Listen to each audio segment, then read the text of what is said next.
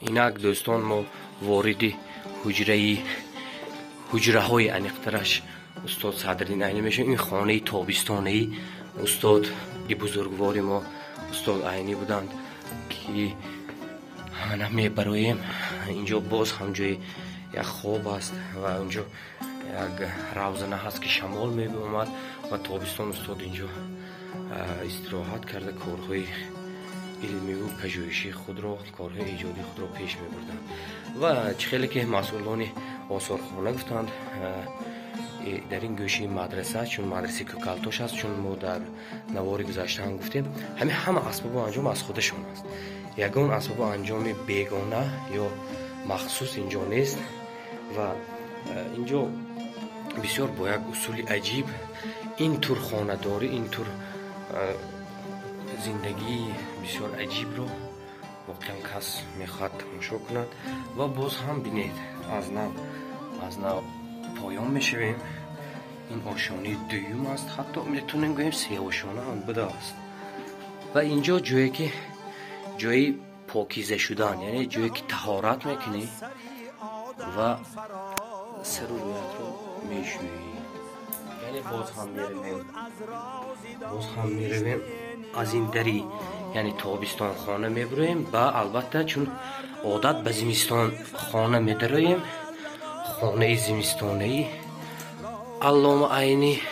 و باز همین اسباب موسیقی از استاد است، این کلاه ها و این حجره، این صندلی همه از استاد عینی است. و حتی صندوق کهنه هم برای جهاز و این آب دسته و این سطل همه میسین هستند و من این برای دست شستن. البته بسیار با یک شکل عجیب ساخته شده است. اینجا چون زمستان است، شما بدونید، فکر میکنم شاید چیزهای زمستانه رو مثل شاید پیاز و کارتشک و این چیزها رو شاید میماندن. و از خانه تابستانی استاد بیرون میشویم و وارد میشویم به این خانه. این درس خانه استاد بوده است. اینجا بیشتر با شاگردای مدرسه کوکالتوش یگان درس، یگان مباحثه، بحث های علمی، شعرخوانی، باز من اینجا ساز و سرود، یک نوع برآوردن غبار دل اینجا صورت میگرفت.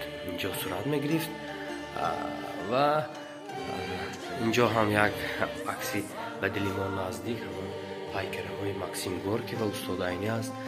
این البته آثاری استاد عینی است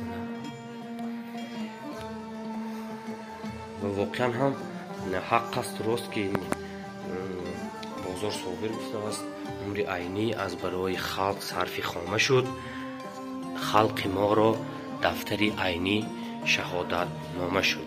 و باز هم میگویم که سبب پس، یعنی ساز ما سری خود رو خام کرده در آمده استودیم، سبب در این شکل ساختنی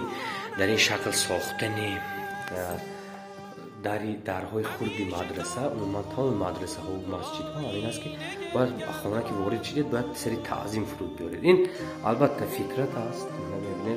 این گوشه یکی از حجره های مدرسه را که به اختیاری استاد عینی قرار داشت، مخصوص حکومت جمهوری ازبکستان و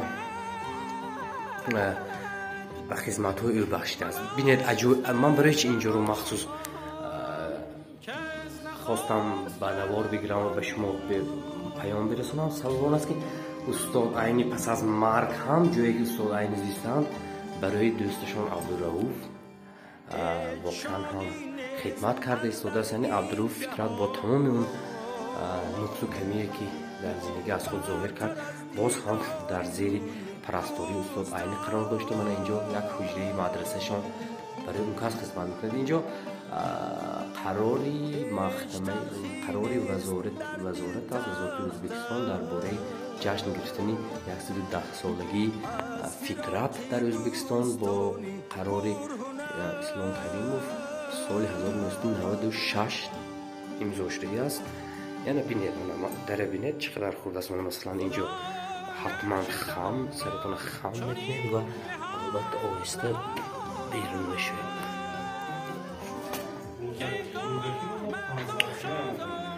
و اینجا هم عجیب است چون که اینجا با استادی و همون کسی که اندیشی استاد عینی رو در نویسندگی تغییر داد با گوشه احمدی دانش است. یعنی این بخش حجره مدرسه که با استاد عینی تعلق داشت با احمدی دانش اختصاص یافتگی است. بیشتر من ببینید احمدی دانش باز هم اینجا احمدی دانش اینجا بعضی معلومات هست.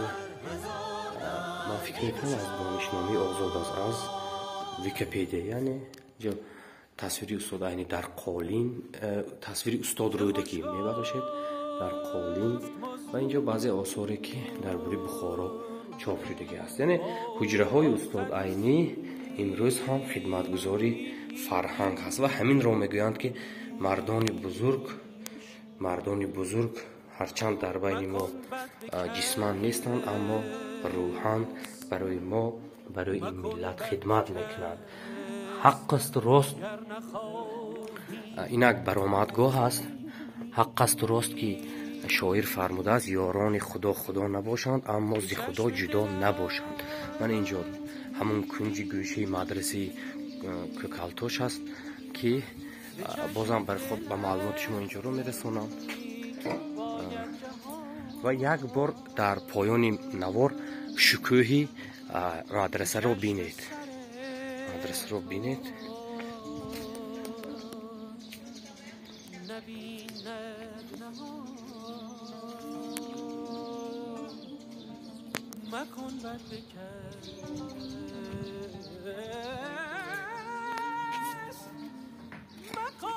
استاد عینی روحتان شاد بود. ما یاد میکنیم شما رو دوست می‌داریم همیشه.